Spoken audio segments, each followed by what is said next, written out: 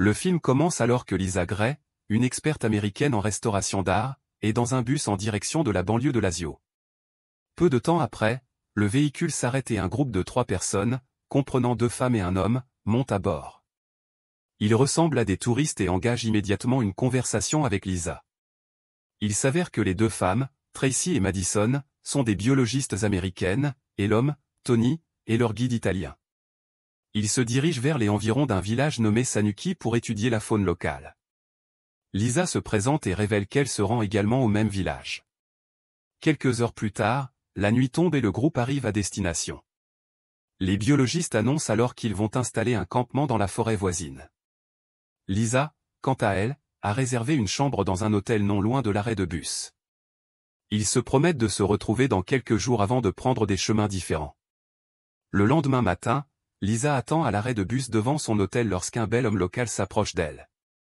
Il l'informe qu'il n'y aura pas de bus dans cette région et lui demande où elle se rend. Lisa répond qu'elle va au manoir Malvi, et le jeune homme lui propose de l'y accompagner. Bien qu'un peu méfiante, Lisa accepte l'offre, et le duo se rend sur place à pied. En chemin, le jeune homme se présente sous le nom de Marcus, et Lisa partage également son nom. Ils arrivent bientôt au manoir Malvi, une imposante vieille bâtisse d'une grande importance historique. Marcus l'escorte jusqu'à la porte d'entrée et, avant de partir, mentionne qu'il tient un pub à proximité, l'invitant à venir le visiter lorsqu'elle aura du temps libre, puis il prend congé avec élégance.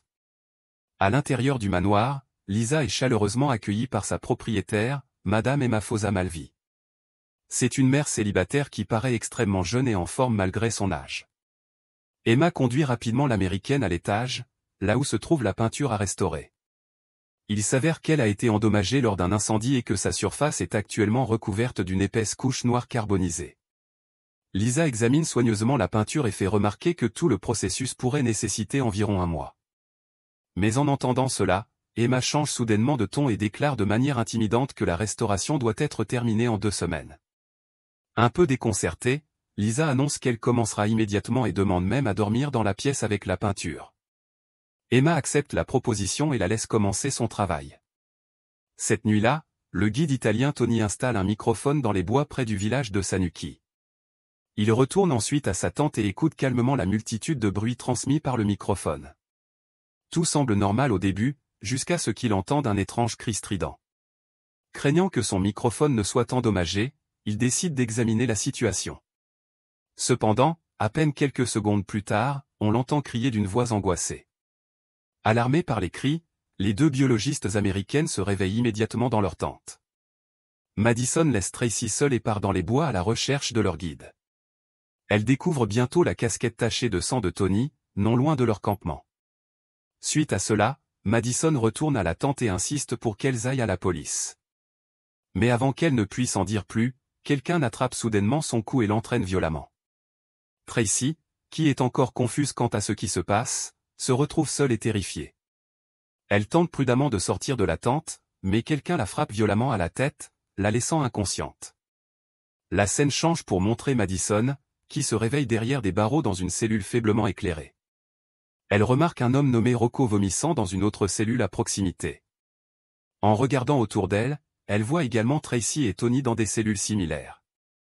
En fait, tout l'endroit ressemble à une prison circulaire, au centre de laquelle se trouve un puits. Pendant ce temps, au manoir, Lisa dîne avec Emma et sa fille adolescente Julia.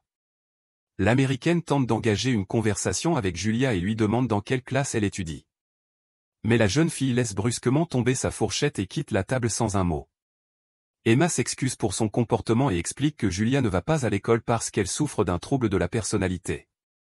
Elle a 13 ans, mais refuse d'agir en fonction de son âge. En entendant cela, Lisa remercie Emma pour le dîner et s'excuse pour la soirée.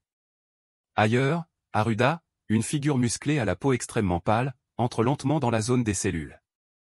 Il commence à observer chaque prisonnier avant de s'avancer vers le puits au centre. Incapable de contenir sa colère, Tony commence à crier sur Aruda et exige d'être libéré. Cependant, l'homme musclé reste silencieux, abaisse un seau en acier dans le puits et le remonte. Tony continue de hurler des insultes jusqu'à ce qu'Aruda perde patience. Il s'approche de la cellule de Tony et le poignarde dans le dos avec un couteau de boucher.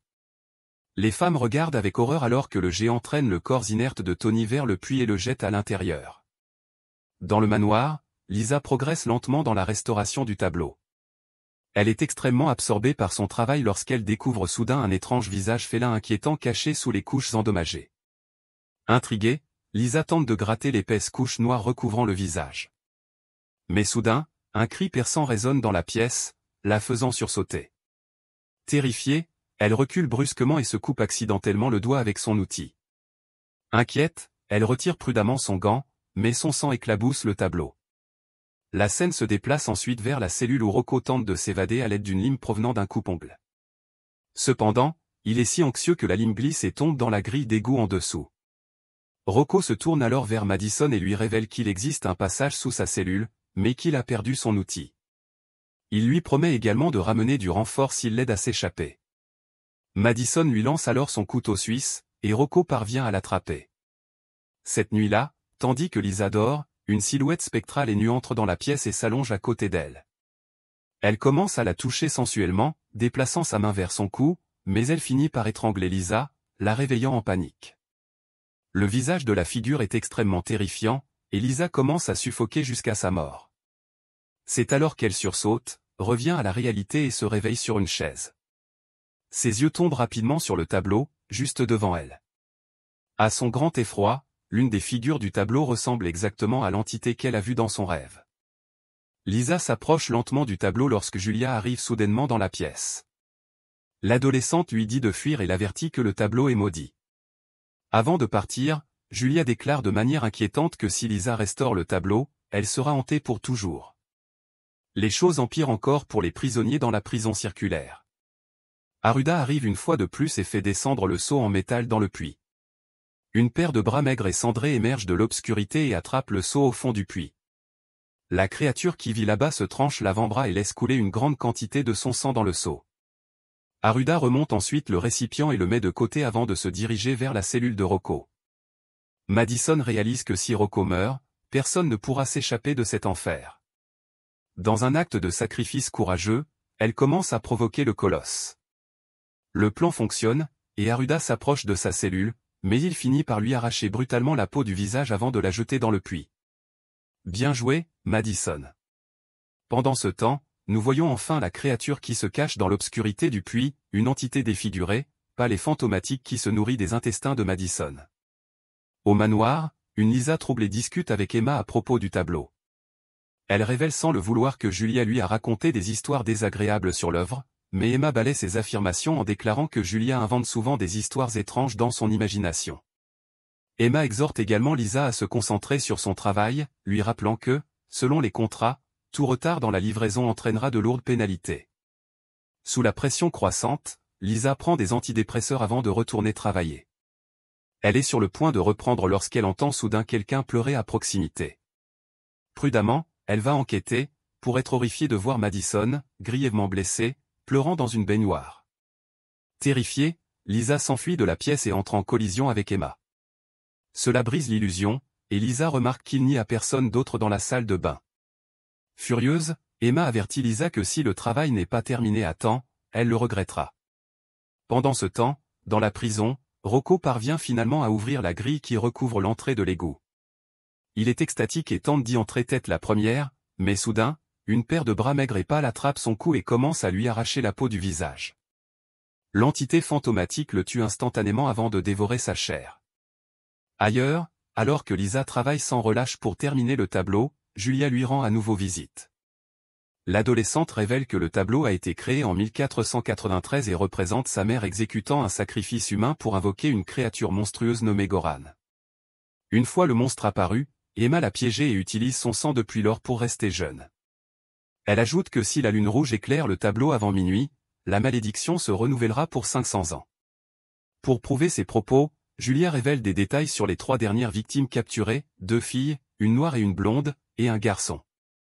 La description correspond exactement aux 3 touristes que Lisa avait rencontrés dans le bus.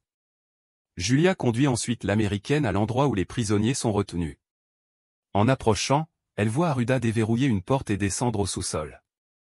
Mais à ce moment-là, Emma appelle sa fille, et l'adolescente part à contre-séhur. Déterminée à aider les captifs, Lisa s'arme d'une barre de fer et descend prudemment. Elle glisse par une porte et suit Aruda au sous-sol. Lisa l'observe entrer dans la pièce des cellules, mais elle renverse accidentellement des barres de métal, provoquant beaucoup de bruit. Heureusement, elle se cache sous une table avant qu'Aruda n'arrive pour enquêter. De sa cachette, Lisa aperçoit des mains et des jambes sectionnées grouillant de verre. Aruda, pensant que le bruit est causé par des rats, retourne dans la pièce. Peu après, Tracy, pétrifiée de terreur, voit Aruda s'approcher et ouvrir sa cellule. Elle l'attaque courageusement et tente de s'échapper, mais elle trébuche dans les escaliers et perd connaissance. Lorsqu'elle se réveille, Aruda est au-dessus d'elle avec un couteau chauffé à blanc. Il lui brûle la peau sans aucune pitié avant de la soulever et de la descendre lentement dans le puits. À ce moment critique, Lisa frappe Aruda à la tête avec la barre de fer. Le colosse tombe et perd connaissance temporairement. Lisa en profite pour tirer Tracy du puits, et les deux s'enfuient. Pendant ce temps, Aruda reprend lentement ses esprits et examine la scène. Il remarque le passage ouvert dans l'une des cellules ainsi que le corps à moitié dévoré de Rocco. Horrifié, il comprend que le démon emprisonné au fond du puits est maintenant libre. Ses craintes se confirment lorsqu'il se retourne et voit la figure pâle et fantomatique juste devant lui. Il s'agit du démon Goran qu'Emma avait emprisonné des siècles plus tôt. Le monstre attaque brutalement Aruda et se nourrit de sa chair. La scène change pour montrer Tracy et Lisa qui ont réussi à sortir du manoir. Elles sont soulagées de trouver Marcus là, mais à leur grande surprise, il tire une flèche sur Tracy. Il menace ensuite Lisa et l'oblige à entrer dans la pièce où se trouve le tableau. À l'intérieur, plusieurs personnes, dont Emma et l'affreuse créature qui avait essayé d'étrangler Lisa dans son cauchemar, tiennent des bougies et attendent minuit. Emma ordonne à Lisa de terminer le tableau avant que l'horloge ne sonne minuit. À contre-séhure, Lisa reprend son travail, révélant peu à peu l'image d'Emma sur la toile. Le visage de Marcus apparaît également à côté d'Emma, et il commence à chanter. Tout semble perdu jusqu'à ce que Julia surgisse dans la pièce avec une bougie et menace de brûler le tableau. Julia accuse Emma de l'avoir emprisonnée dans un corps d'adolescente pendant des siècles. Furieuse, Emma ordonne à Marcus de tuer Julia, mais Lisa verse un solvant de nettoyage sur le visage de Marcus. Emma, folle de rage, tire une flèche sur Lisa. Alors que Marcus s'apprête à les achever, la lumière de la lune inonde la pièce, transformant chacun en leur véritable âge. Un par un, ils se dessèchent et se réduisent en poussière. Lisa et Julia regardent avec horreur Emma vieillir rapidement, s'effondrer en cendres et disparaître. Julia commence également à se transformer, révélant qu'elle est beaucoup plus âgée que son apparence d'adolescente. Avant de disparaître en cendres, elle fait ses adieux à Lisa. Désormais seule, Lisa, avec une flèche dans l'abdomen, tente de quitter le manoir. Sa sortie est bloquée par Goran, qui se dirige vers elle. Désespérée, Lisa claque la porte et s'approche du tableau. Elle commence à effacer la section contenant l'incantation. Juste au moment où Goran défonce la porte, elle récite l'incantation du tableau. À sa grande surprise, le démon pousse un cri perçant avant de s'effondrer au sol. La scène passe à 30 ans plus tard. Lisa est vue dans le manoir, toujours aussi jeune que lorsqu'elle est arrivée à Sanuki. Au sous-sol, une équipe de médecins travaille sur Goran, toujours vivant mais solidement attaché à un lit. Lisa s'approche froidement et ordonne au médecin en chef d'augmenter la production. Celui-ci obéit et injecte une seringue dans la gorge de Goran, provoquant un hurlement terrifiant. Il est évident que Lisa a utilisé l'incantation pour piéger Goran et exploiter son sang afin de conserver une jeunesse éternelle.